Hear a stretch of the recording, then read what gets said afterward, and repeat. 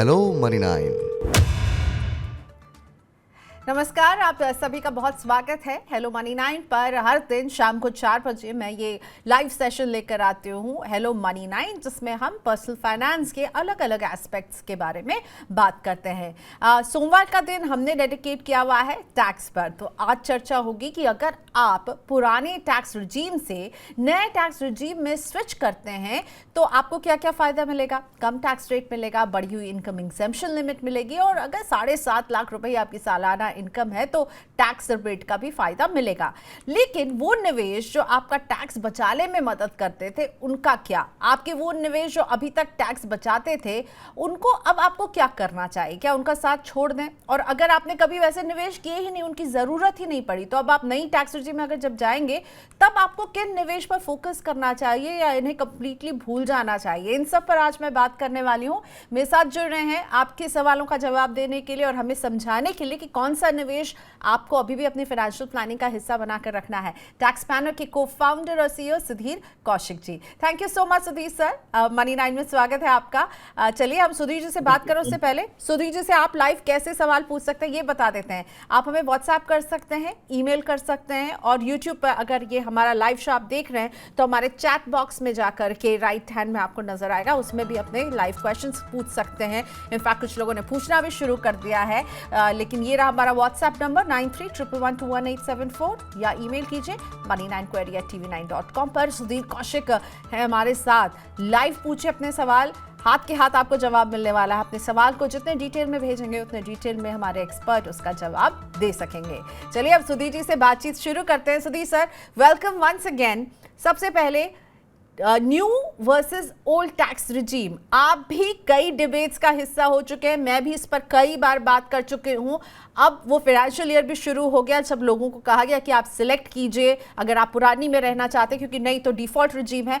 आपको क्या लगता है, आप क्या सजेस्ट कर रहे हैं कि किसे चुनना चाहिए नई टैक्स रिजीम? दोनों ही अपनी जगह बेहतर हैं Priyanka. Thank you for inviting me. मैं बहुत बार इस बात को कहीं ना कहीं सामना करना पड़ रहा है। हमें भी लोग हमसे भी शक कर रहे हैं कि हम किस तरफ हैं। हम दोनों तरफ हैं। हमें एक्चुअली लॉ की तरफ रहना पड़ता है, और लॉ ने दोनों ही ये जो रिजीम है ये ऑप्ट करने के लिए दिया है, और अपना फायदा देखना मतलब कोई इसमें गलत बात नहीं है। If you have benefit in new tax regime, why not. और अगर आपको ओल्ड रिजीम जो कि अभी भी एग्जिस्ट करती है, जिसपे शक किया जा रहा है कि शायद ये आने वाले समय में हटा दी जाएगी या कम कर दी जाएगी, मैं कहूंगा कि ज्यादातर लोगों के लिए वो आज भी जरूरी है। और जिनकी इनकम 7,50,000 से ज्यादा है उनके लिए तो शायद बिना देखे न्यू रिजीम में नहीं जाना चाहिए, कंपेयर करना ही है। ये मैं बार बार कह रहा हूँ कि आपको होता है कि किसी का पर्पस क्या है। उनका पर्पस ये है कि जिनकी इनकम कम है उनके लिए कंप्लायंस कम कर दी जाए, वो लोग, और सेविंग करना उनके लिए मुश्किल होता है 7-8 लाख रुपए के नीचे। तो एक तो सबसे पहले अपना उद्देश्य को क्लियर करें। सबके लिए ये स्कीम नहीं थी, वरना तो सरकार कह देती कि सभी के लिए न्यू रिजीम है, और बाय डिफॉल्ट कर दिया। मतलब कि शायद सरकार को सहूलियत देनी थी कि भाई लोगों को कम टैक्स सेविंग के लिए कहीं पर कोई मिस सेलिंग ना करे, या उनको कोई कंपलसरी सेविंग ना करनी पड़े। लेकिन आपको अपनी फाइनेंशियल जो फ्यूचर है उसके हिसाब से भी सोचना पड़ेगा। और एक हमारे शास्त्रों में कहा गया है, ये लाइन भी मैं बहुत बार दोहरा चुका हूं, अगर कोई दोबारा सुन रहा है, कर भला तो हो भला। यानी कि टैक्स सही है तो ही आप सही, क्योंकि टैक्स ज्यादा देना भी आपके लिए अच्छा नहीं है, आपके परिवार के लिए अच्छा नहीं है। और खासतौर पे कुछ लोगों को लगता है देश के लिए भी आपकी बचत, आपकी परिवार, आपका वेलबींग जो है वो पहला पर्पस है। उसके बाद वो कहीं और कोई सड़क या कोई पुल या कुछ भी बनाना चाहती है, वो सेकंड है। आप अपनी इनकम को पहले अपने परिवार के लिए यूज करें, यही मेरा सबसे पहला ऑब्जेक्टिव है। फिर उसके बाद आप टैक्स दें, और टैक्स इवेजन की तरफ बिल्कुल भी ना जाएं, क्योंकि सरकार चौकन्नी हो चुकी है। वो कहीं ना कहीं आपको चेक कर रही है, हर तरह से आपके ऊपर नजर है। तो वो भी ना करें। आप कितना खर्च कर रहे हैं, आपकी कितनी इनकम है, आप कहीं ओवर स्पेंड तो नहीं कर रहे हैं। अब एक सिस्टम पूरा प्लेस में है। इनफैक्ट जब हम शॉपिंग करने जाते हैं तो कई बार जब आप हाई वैल्यू परचेज करते हैं तो आपका पैन नंबर मांगा जा रहा है। तो you need to be careful. आप कर भला यानी अच्छे से टैक्स दीजिए, ये है सुधीर सर का मैसेज। सुधीर सर, क्या एचआरए और एलटीए जैसी जो छूट है, क्योंकि ये तो हमने समझ लिया कि भाई एटीसी की छूट, आप बीमा का प्रीमियम वगैरह जो है वो आपको नई टैक्स रिजीम में नहीं मिलेगी, लेकिन कई लोगों के सैलरी का हिस्सा होता है एचआरए और एलटीए। तो इन छूट को भी फोरगो करना होगा क्या अगर नई रिजीम सिलेक्ट करते हैं तो?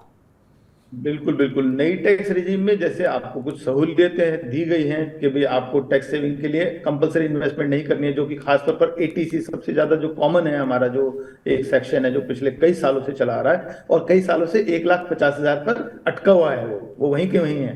तो सरकार का मंशा क्या है, सरकार उसको नहीं बढ़ा रही है और इसको न्यू टैक्स रिजीम में से हटा ही दिया है, यानी कि वो डिडक्शन नहीं है। इसी तरह से जो एचआरए या एलटीए ये भी नहीं है।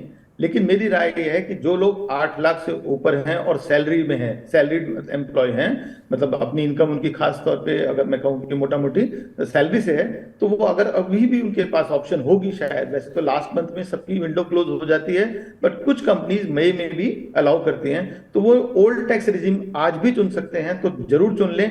क्योंकि अगर उनके पास कुछ न्यू टैक्स रिजीम चुन ली तो ये एलटीए या एचआरए जैसी एग्जेम्पशंस बाद में नहीं मिलेगी। ये एक ही बार चुनना है इस बार, this is was important thing, और ये एम्प्लॉयर ने अगर नहीं दिया आपको तो आपको नहीं मिलेगी।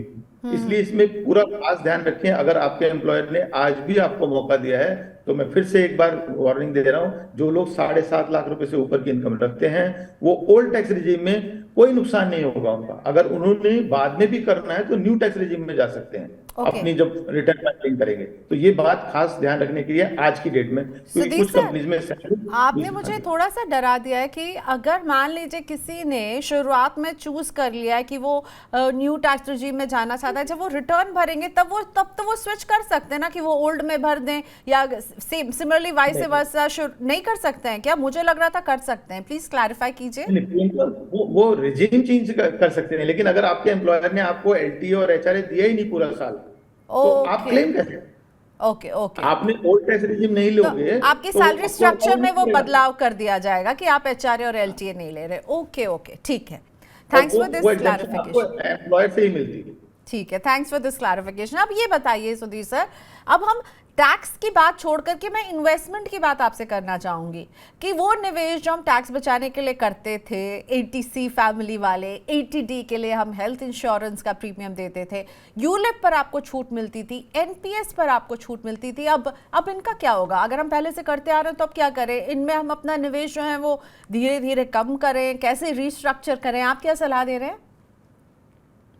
देखो, एक तो ये है कि हमारे टैक्स की जरूरत अभी भी है और कुछ टैक्स छूट ऐसा नहीं है कि जीरो हो गई है न्यू टैक्स रिजीम में, जैसे कि एनपीएस है और वो भी एम्प्लॉयर के थ्रू। एम्प्लॉयर के थ्रू का मतलब है 80CCD2 एक सेक्शन है जहां पर एम्प्लॉयर आपका जैसे पीएफ डिडक्ट करता है वैसे ही एनपीएस भी करता है। वो न्यू टैक्स रिजीम में भी एप्लीकेबल है, यानी कि वो डिडक्शन आपको अलाउड है। अगर मेरी सैलरी 10 लाख है और मेरा एनपीएस में 1 लाख जा रहा है, सॉरी बेसिक सैलरी अगर 10 लाख है, अगर 1 लाख मेरा एनपीएस में जा रहा है 10% तक, तो वो मेरा टैक्स छूट मुझे आज भी न्यू टैक्स रिजीम में भी अलाउड है।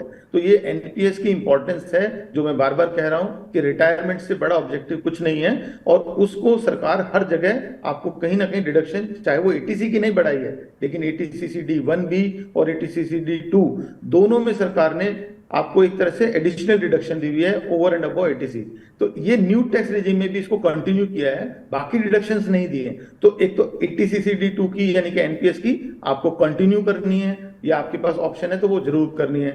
दूसरा, जैसे कुछ लोगों के पास रेंटल इनकम है, मेरे पास प्रॉपर्टी है और मेरे पास रेंटल इनकम है, वो भी डिडक्शन अवेलेबल है। उसमें ऐसा कुछ नहीं है, सेल्फ ऑक्यूपाइड में आपको होम लोन की इंटरेस्ट नहीं मिलेगा, न्यू टैक्स रिजीम की बात कर रहा हूं मैं, वो कंटिन्यू कर सकते हो। अगर आपके पास रेंटल इनकम है या आपका घर बनने वाला है तो उसे किराए पर लगा सकते हो, आपको वो डिडक्शन भी मिल जाएगी, आपकी और टैक्स सेविंग हो जाएगी। लेकिन इन दो डिडक्शन जो मेजर हैं, उसके अलावा स्टैंडर्ड डिडक्शन दोनों ही रिजीम में अलाउड है, तो उसके लिए आपको कुछ करना नहीं है। अब बात रह गई जिनकी मुझे डिडक्शंस भी नहीं मिल रही हैं, अब क्या वो मैं कंटिन्यू करूं? तो ऐसे में जैसे कि पीपीएफ है, सबसे पहले हमारा बहुत ही जो कहें कि फेवरेट है और जहां पर सबसे ज्यादा टैक्स सेविंग रही है सालों साल, और उसको बिल्कुल मैं तो कहूंगा कि कंटिन्यू करें, क्योंकि शायद आपको एटीसी की डिडक्शन तो चली गई है, मतलब उसमें तो देयर इज नो ऑप्शन कि अब आप न्यू टैक्स रिजीम में वो डिडक्शन मिलेगी। लेकिन इतनी अच्छी जो आपको फिक्स्ड इनकम है, गारंटीड इनकम है, वो कहीं पर और नहीं मिलेगी।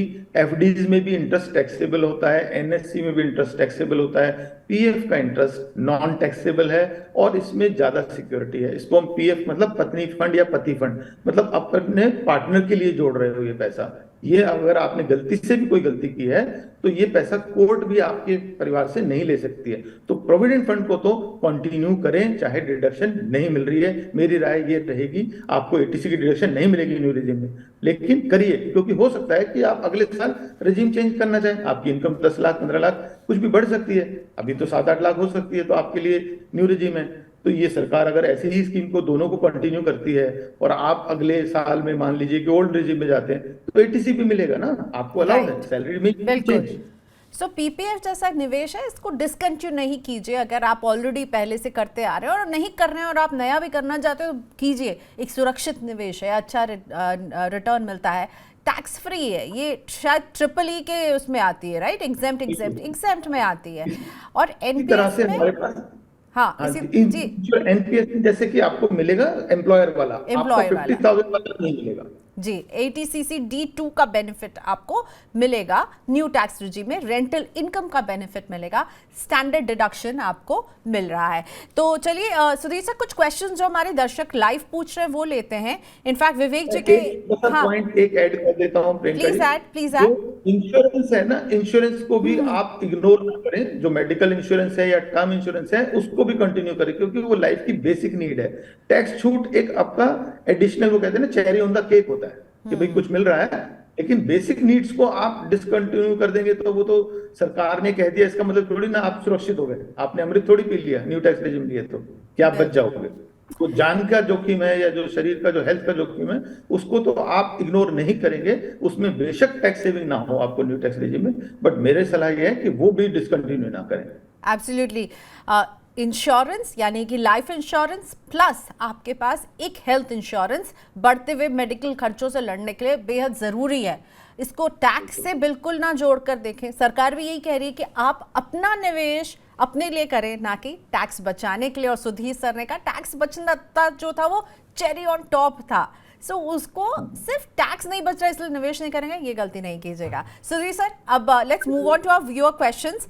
विवेक गोयनका का सवाल है, एक क्वेश्चन का आंसर तो हमने उन्हें दे दिया है। वो पूछ रहे थे एनपीएस एटीसीसी D2, तो जी हाँ, वो तो बेनिफिट मिल रहा है। इनका जो क्वेश्चन का दूसरा पार्ट था वो हम लेकर आते हैं। अगर हम न्यू टैक्स रिजीम सिलेक्ट कर लेते हैं तो प्रोफेशनल टैक्स, मील सुडेक्सो कैसे क्लेम करेंगे?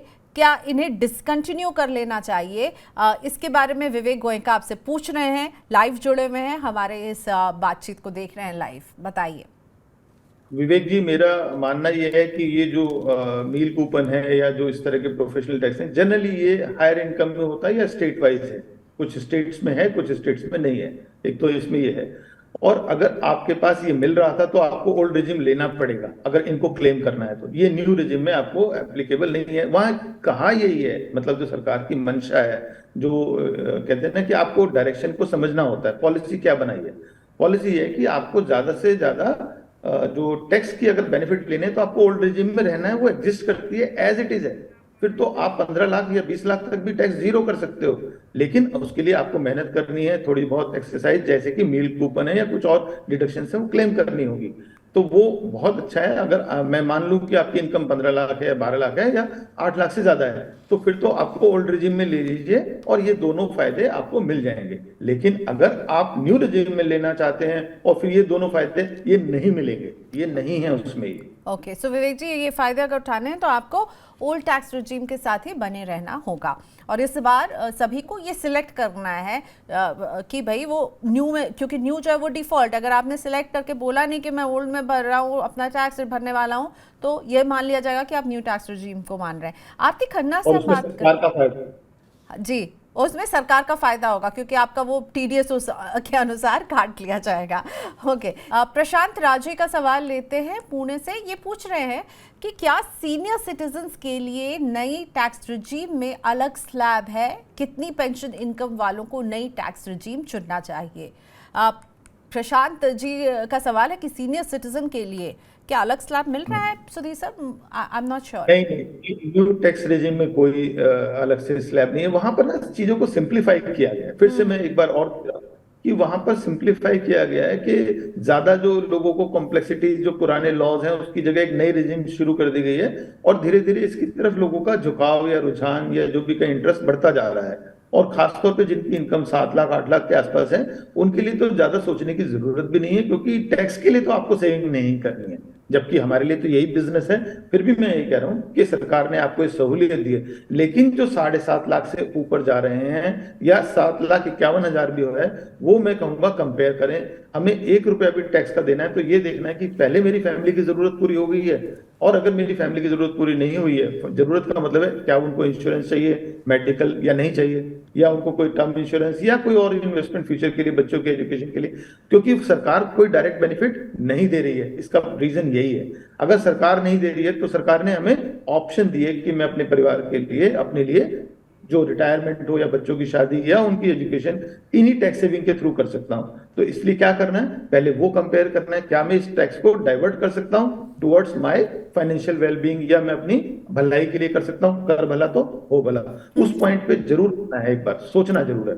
लेकिन अगर मेरी कम है 7.5 लाख या 8 लाख से, तो शायद मुझे ज्यादा सोचने की जरूरत ही नहीं है, न्यू टैक्स रेजिम में आ सकता हूँ। ठीक है, तो 7.5 लाख एक वो लक्ष्मण रेखा है जिस पर आपको टेस्ट करना है कि आप कहाँ खड़े हैं। 7.5 लाख से अगर आप ऊपर हैं तो बिल्कुल वो कैलकुलेटर्स यूज कीजिए। सीनियर सिटीजन के लिए ये ध्यान रखना है कि उनकी 80TTB की जो एक डिडक्शन है 50,000 रुपए की जो इंटरेस्ट की होती है, वो नहीं मिलेगी। ओके, वो कैलकुलेशन करते हुए जरूर ध्यान रखें, बड़ी डिडक्शन है। और सभी सीनियर सिटीजन के पास एक जो इनकम होती है, हाँ इसमें पेंशन की डिडक्शन मिल जाएगी अप टू 15,000 रुपए। अगर मेरे को फैमिली पेंशन मिल रही है किसी को, जैसे स्पाउस को जनरली मिलती है अगर हस्बैंड के बाद या वाइफ के बाद, वो फैमिली पेंशन पे 15,000 या 1/3 ऑफ द पेंशन अमाउंट, वो इन्होंने न्यू रिजीम में दे दी है। 80TTB यानी कि वो जो ब्याज से इनको जो आय होती है, वो जो 50,000 तक शायद एग्जेम्प्टेड है, तो न्यू रिजीम में नहीं है। न्यू रिजीम में नहीं है। Okay, a big no. ना ही सीनियर सिटीजन्स के लिए अलग स्लैब है, 80TTB की छूट जो ओल्ड टैक्स रिजीम में मिलती है वो नहीं मिलती है, लेकिन फैमिली पेंशन पर जो छूट मिलती है वो सर कह रहे हैं कि आपको मिलेगी। एक सवाल विजय सोलंकी का, और बहुत जरूरी सवाल है क्योंकि ये कई लोग मुझसे भी ऑफिस में पूछते हैं कि एक बार टैक्स रिजीम स्विच कर लेने के बाद क्या अगले साल इसे बदला जा सकता है? सुधीर सर। हाँ, उसके लिए आपको सैलरीड अगर है तो बिल्कुल मौका दिया सरकार ने, खासतौर पे आपके लिए तोहफा है। लेकिन अगर आप बिजनेस करते हैं तो 5 साल के लिए, जैसे शादी जन्म के लिए होती है, 7 जन्म के लिए तो नहीं पर 1 जन्म के लिए तो होती है, इसी तरह से टैक्स रिजीम कम से कम 5 साल के लिए। अगर आप व्यापारी हैं, शॉपकीपर हैं, तो आप आसानी से इसमें वापस नहीं आ सकते हैं। हाँ, सैलरीड है तो आप इसी साल में 2 बार कर सकते हैं। एक बार तो आप अपने एम्प्लॉयर को बता करके, और दूसरी बार अपनी रिटर्न फाइल करते हुए फिर भी चेंज कर सकते हैं till the date you file your return. Okay, चलिए, तो आप बिल्कुल इसे बदल सकते हैं, इसमें कोई दिक्कत नहीं होगी। Thank you so much Sudhir sir, आज की बातचीत यहीं रैप अप करते हैं। शुक्रिया, आप बहुत दूर 7 समंदर पार से जुड़े हुए थे हमारे साथ। सुधीर कौशिक इंडिया से बाहर हैं, पर उन्होंने कहा नहीं, मैं हेलो मनी 9 के लिए वक्त निकालूंगा। Thank you sir, thank you for your time. Bye bye. Thank you Priyanka.